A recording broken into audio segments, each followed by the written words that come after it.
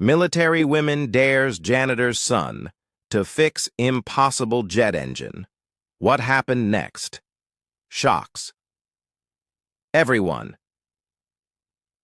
in the hangar laughed when the decorated Air Force colonel smirked and pointed at the janitor's quiet teenage son.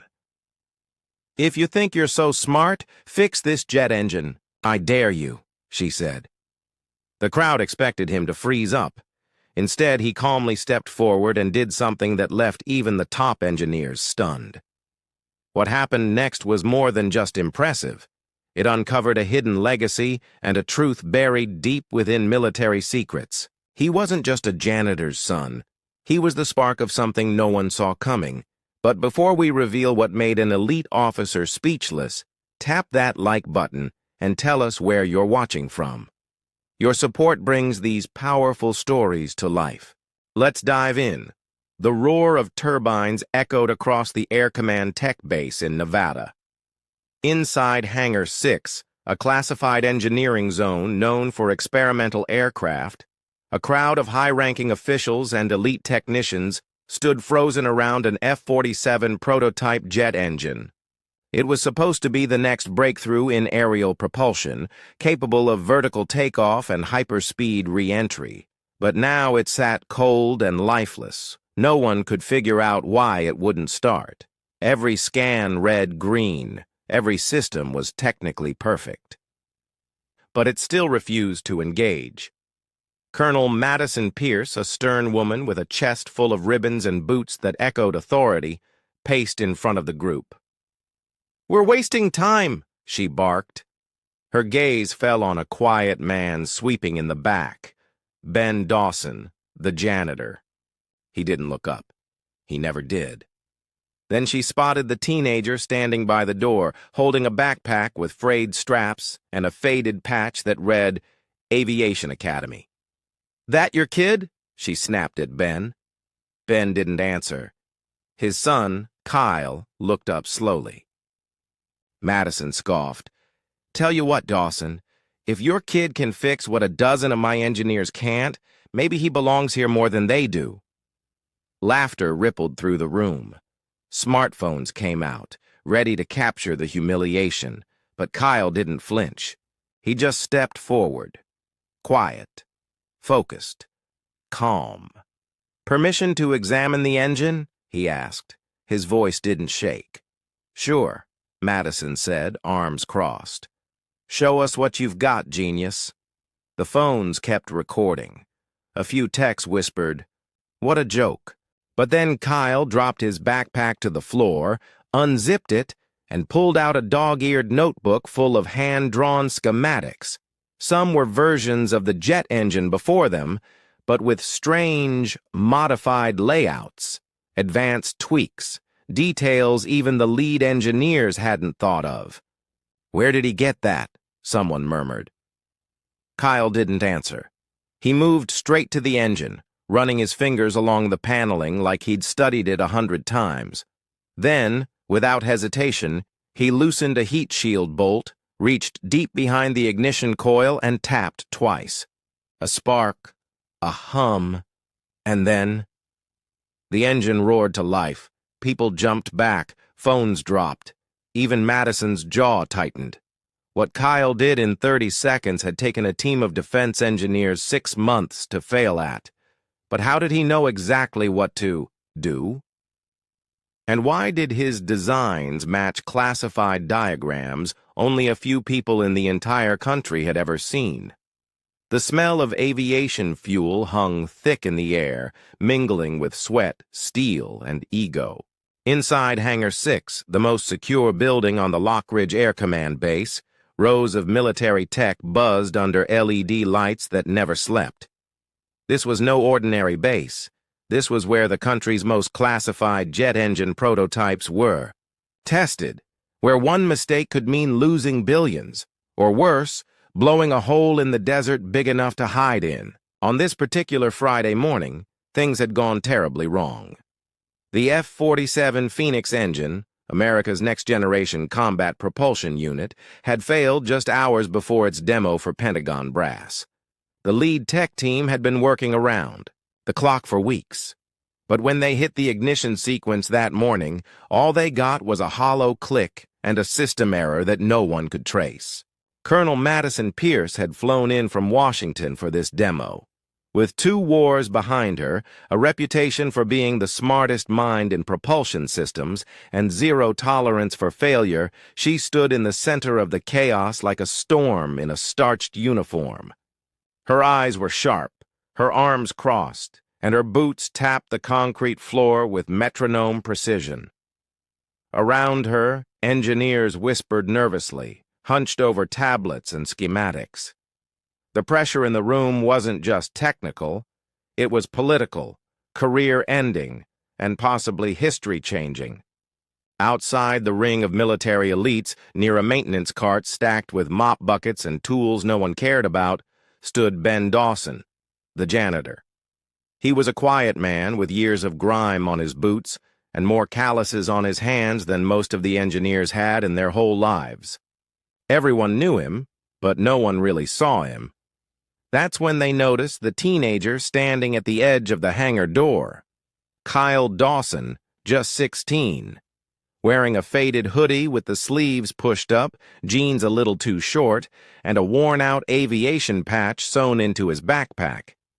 He had come to the base that morning with his dad for Bring Your Kid to Work Day, except he hadn't come to mop floors. He came to see real engines. The military didn't want kids wandering around classified machinery, but the failure of the Phoenix engine had distracted everyone, and Kyle had drifted toward the center of it all. That's when Madison turned and noticed him. The conversation that followed felt more like a joke than an opportunity. "What? Your kid think he can fix what my engineers can't?" she'd said, half laughing. Ben tried to pull Kyle back, but Kyle had already stepped forward. There was no fear in his eyes, only curiosity, and something else, something deeper. Like he'd seen this problem before, somewhere he couldn't explain. Phones were already out. A few snickers slipped out across the hangar. But what happened next made the laughter die. Kyle didn't just guess. He knew. He opened his notebook. He traced the diagrams with his finger like a conductor about to cue an orchestra. He reached into the engine, made a subtle adjustment no one had noticed before, and the Phoenix came alive. Now the hangar was silent. Madison's stare cut through the air like a missile. She wasn't just confused, she was suspicious. Because this wasn't luck. It was like the boy had insider knowledge. And if that were true, there was something very wrong going on. And she intended to find out exactly who this kid was, and how he'd just solved a problem the entire U.S. Air Command couldn't crack. Something was off. And the truth was buried somewhere deep inside that engine, right alongside a secret no one wanted exposed. The boy stood still as the engine roared softly behind him, a miracle machine resurrected by fingers too young, too unqualified, and far too precise to make sense. Everyone stared, but Kyle Dawson didn't stare back. His eyes, the color of rusted bronze, stayed fixed on the schematics in his hands like he wasn't in a top-security military facility, but in his bedroom, solving puzzles he'd never been taught to understand. He was 16, but not ordinary. Quiet, sharp, unapologetically strange.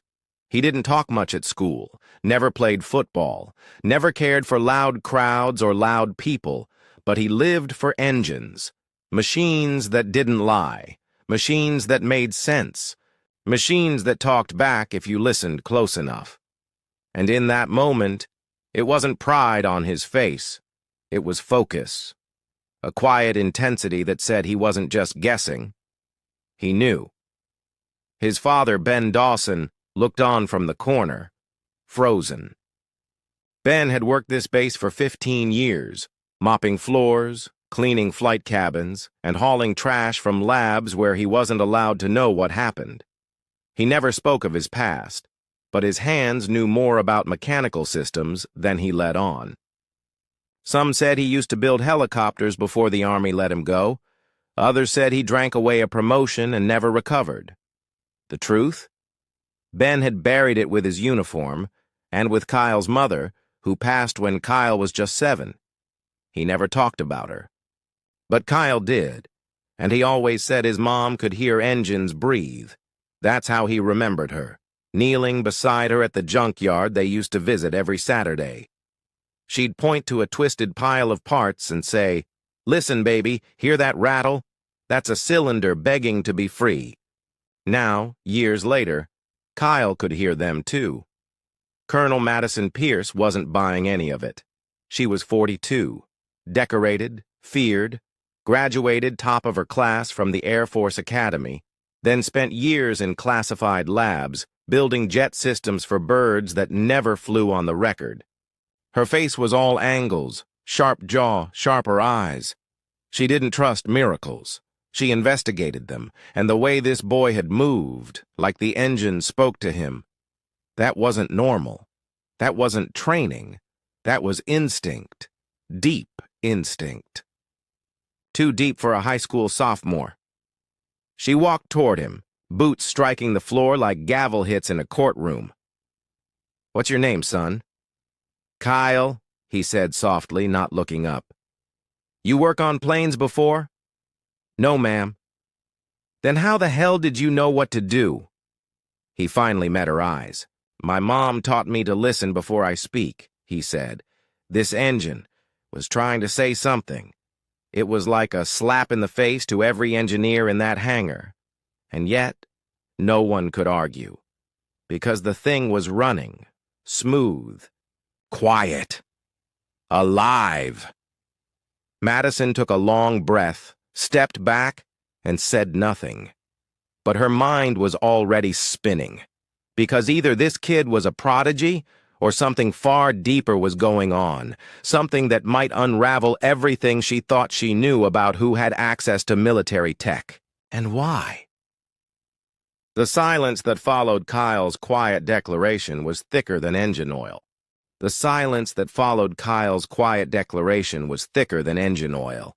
Every officer, every technician, every government observer in that hangar was now staring at the same thing.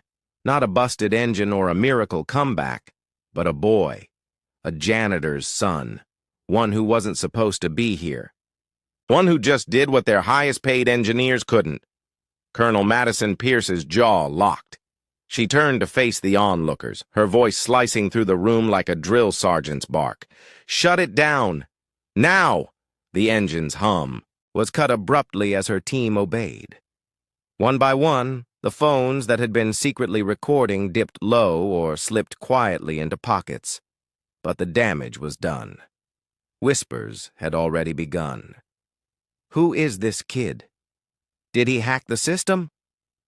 That engine's not even publicly documented yet. Madison stepped forward again, closer this time, her eyes narrowing like a missile tracking its target. You don't get to just walk in off a mop bucket and fix top-grade military prototypes, Kyle. That engine uses a hybrid induction system still under NDA. You've never seen it, so explain. Now. Ben Dawson started forward. "Colonel, please, he didn't—" But Kyle held up a hand, stopping his father cold. He didn't speak for a long moment. Then he pulled something from his backpack, a rolled, oil-smudged piece of paper carefully, unfolded and held up like a shield. The schematics on it weren't printed. They were hand-drawn, in black pen, with notations, in his mother's handwriting. It was dated 7 years ago. Gasps rippled through the crowd. "What the hell is this?" Madison demanded, stepping closer. "My mom designed something similar," Kyle said quietly. She sketched it the year before she passed, said it came to her in a dream. She'd never even worked for the military, but she was always building, always drawing. Madison yanked the paper from his hands and scanned it. Her hands trembled, just slightly, because what she was looking at matched 86% of the layout. Her team had just spent $14 million developing. This was never released, never leaked. This tech wasn't even finalized until 6 months ago, she whispered. Then maybe, Kyle said, you're not the first ones to think of it. The implication landed like a missile strike. Someone had stolen something. But it wasn't Kyle. It was them. Suddenly, the whispering got louder. One engineer shook his head and muttered, "No way. That's impossible." Another backed away from the crowd, staring at the paper like it might explode. But Madison wasn't just rattled. She was enraged. She spun on her heels and called to her assistant. "Get me General Rourke and flag every database with the Dawson name. We need a full background. Now." Kyle took a step forward. "I didn't do anything wrong." Madison's voice cut through him like steel. "You just opened a classified system no civilian should even know exists." "I didn't open it," Kyle replied, his voice trembling now. "I understood it. And that terrified them more than anything else, because the real threat wasn't sabotage. It was that someone, this kid, was smarter than the entire think tank of PhDs they'd paid to invent a solution he already inherited." Ben placed a protective hand on Kyle's shoulder, but it was already too late. A red light began flashing near the hangar entrance. Security, military police were on their way. The boy who just saved $1 billion project was now a suspect in a potential espionage case, and in that instant, the same people who had just been recording him for laughs were suddenly too afraid to speak. Kyle looked up at the ceiling lights and whispered under his breath, "Mom, what? Did you build?" And in that moment, nothing would ever be the same again. The tension inside the hangar had shifted. What began as mockery had turned into murmurs. Now, it had curdled into a toxic storm of suspicion and fear. Sirens didn't blare, but the presence of 2 armed military officers moving toward Kyle and his father was louder than any alarm could be. Ben instinctively pulled his son closer, planting himself in front like a shield. "Colonel, I'm telling you again, my son didn't break into anything. He didn't access any files. He just understood it." Colonel Madison Pierce didn't answer immediately. She wasn't even looking at Ben. She was staring at the schematics again, those yellowed, creased pages Kyle had pulled from his backpack, the ones with the exact blueprint of a jet engine still buried in top-level military secrecy. Pages with notes in the handwriting of a woman who, until today, had never existed in any Pentagon file. "I want every bit of background on Meredith Dawson," she ordered. Where she worked, who she spoke to, who she married, where she studied, everything. Kyle's voice broke through. "She didn't study anywhere." Everyone turned. "She never went to college," he continued. "Never had the money. She worked nights at an auto shop. Built engines out of scrap. She was obsessed with flight, though. Said she used to dream of machines that could bend air like music." Ben's eyes were red now. "She was brilliant, but no one would hire her because she didn't have a degree. So she sketched, designed, created in secret." "And you're telling me," Madison said, her voice dropping dangerously, "that somehow your dead wife reverse-engineered military tech before we even developed it?" "I'm telling you," Ben said, barely holding his anger, "that maybe your people didn't invent it at all." That statement stopped everyone. One of the engineers, a tall, quiet man in the back named Harris, stepped forward. His face was pale. He cleared his throat. "Ma'am, I hate to say it, but we did contract out certain R&D segments to private consultants about 8 years ago, through shell companies."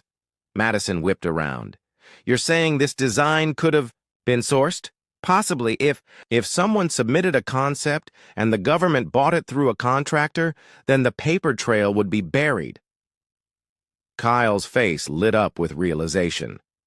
"That's what Mom used to say. that her friend helped submit something to a company that bought ideas and that they'd pay her when it hit the right ears. Madison was already typing into her tablet, furious, determined. If what Kyle was saying was true, the government might have already owned the design they were about, to accuse him of stealing, and even worse. They never credited the mind who created it. Suddenly, a ding echoed from the wall-mounted screen.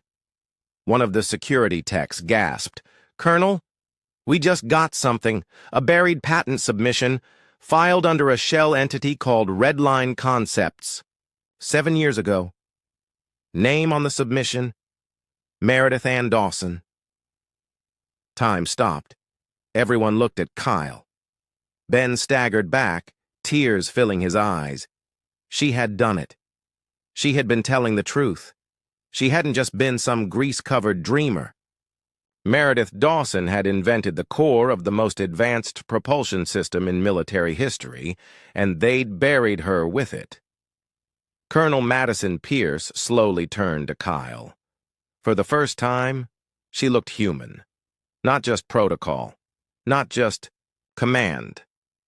"I don't know how," she said slowly, "but your mother, she beat us to the future." Kyle didn't smile. He didn't gloat. He just looked down at the schematics, tracing her signature with his finger like it was sacred. Ben placed his hand on his son's back. She always said it would matter someday. And now, it did. Because what had started as a humiliating dare had become the unearthing of a genius lost to the shadows. And her son, born into janitor's boots and forgotten rooms, had just brought her name into history. But the story wasn't over. Because deep within the patent file was one more design. Unfinished, untested, labeled only, V-Phase, Flight Beyond Earth. And Kyle was the only one who knew how to read it. The base went silent, except for the sound of heavy boots echoing through the hangar. The screen still showed Meredith Dawson's name, and no one could look away from it. Her signature glowed like fire across the dark interface, finally seen, finally undeniable. Kyle stood still, fists clenched at his sides, as if trying to hold in the storm gathering in his chest. His jaw was tight. But his eyes? They shimmered, not with fear, not even with pride, but with grief.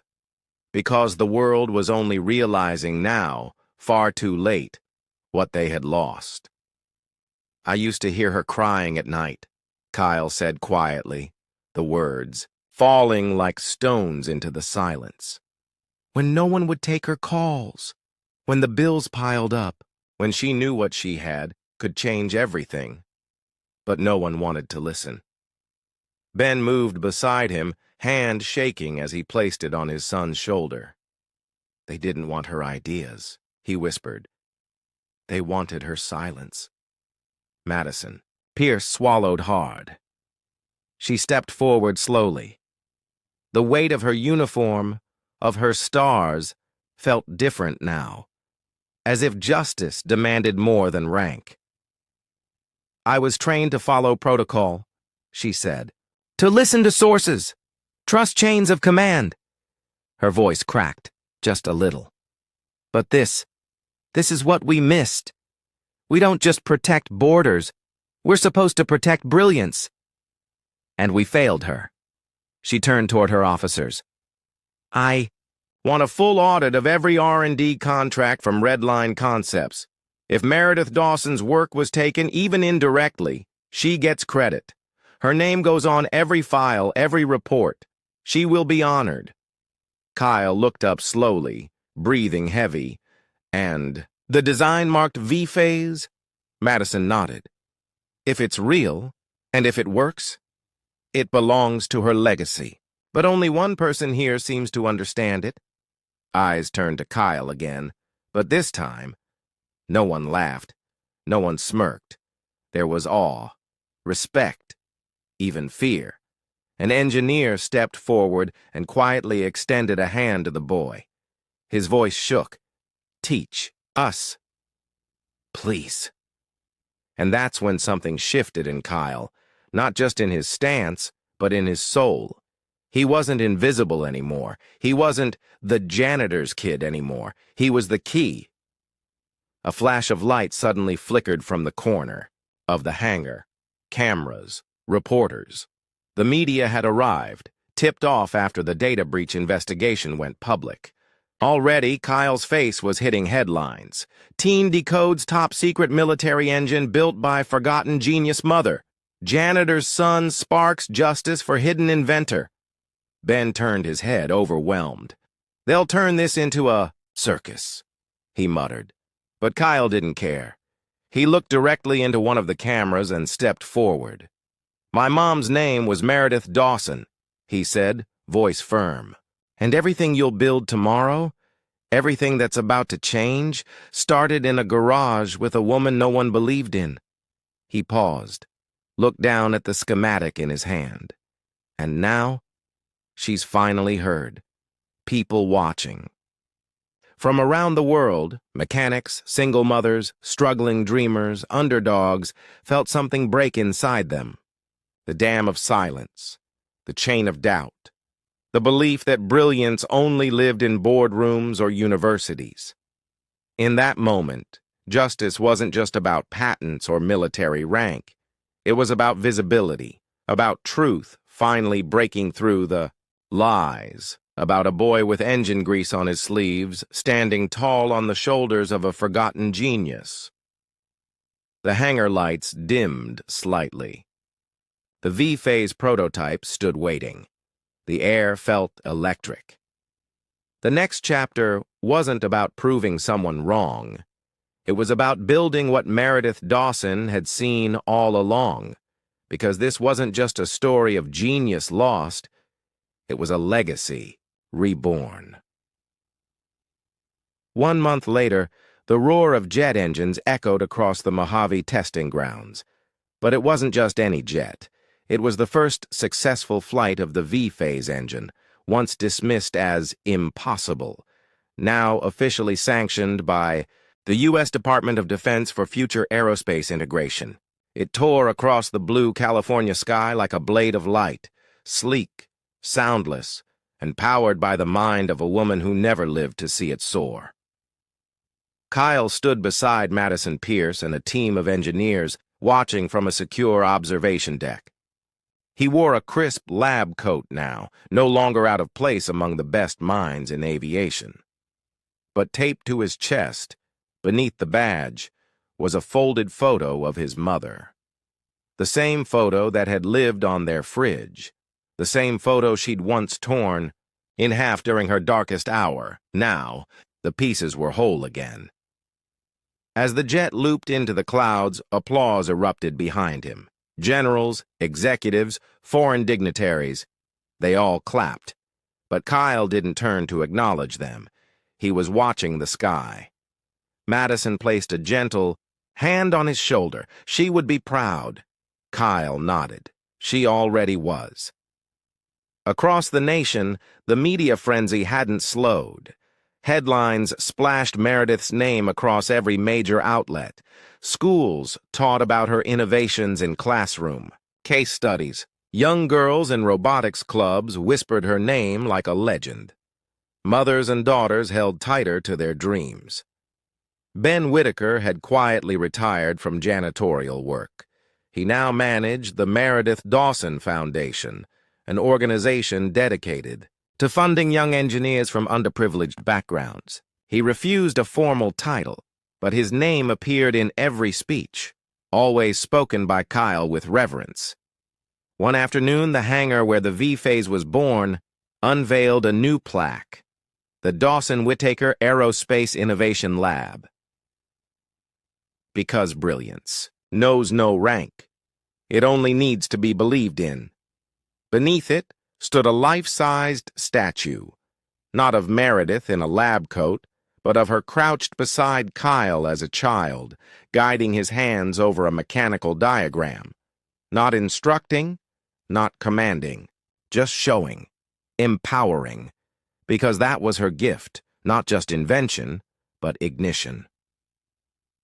In a quiet room later that evening, Kyle sat alone with her old notebook, the one held together with tape and hope. He ran his fingers over her last handwritten page. In shaky pen ink, just before she passed, she had written, "If the world won't hear me, maybe it'll listen to him." Kyle whispered to the silence, "They did, Mom." Then he smiled, closed the book, and turned to his laptop, because there was a new prototype on the screen, a new design, something faster, quieter, better, and in the background, above his desk, the words she always said, "The sky isn't the limit. It's just the beginning." If this story touched your heart, don't forget to smash that thumbs up and hit subscribe for more unforgettable, emotional, and viral true stories. We want to hear from you. Drop a comment and tell us, where in the world are you watching from?